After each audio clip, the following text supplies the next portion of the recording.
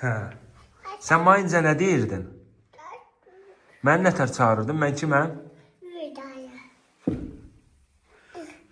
Yerim səni.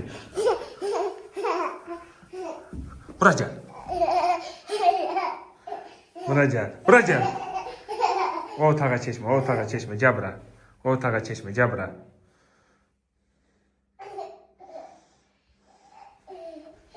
Bura gəl.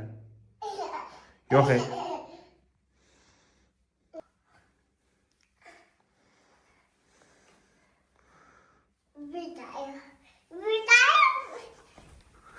Bura gəl. Sən nətər oxuyursan? Bibi. Möhkəmdən oxu da onu. Qışqıra oxu. Bibi. Bibi şattut duydurut bibi.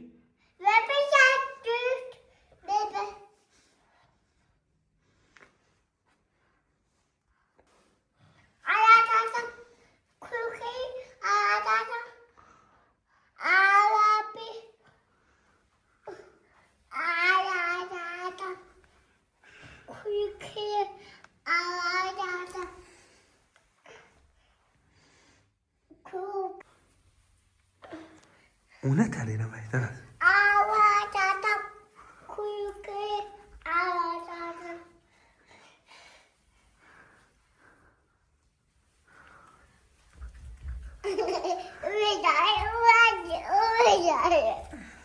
Mən sənin dayınam.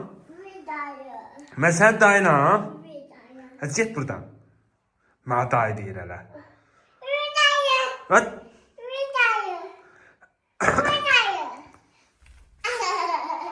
Gələrəm, yeyərəm səni. Yeyərəm səni.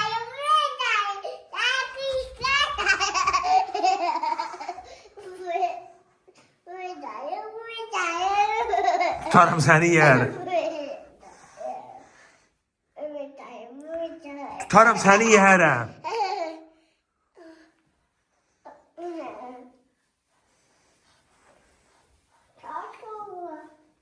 Ha? Ne varsan? Yok. Yok.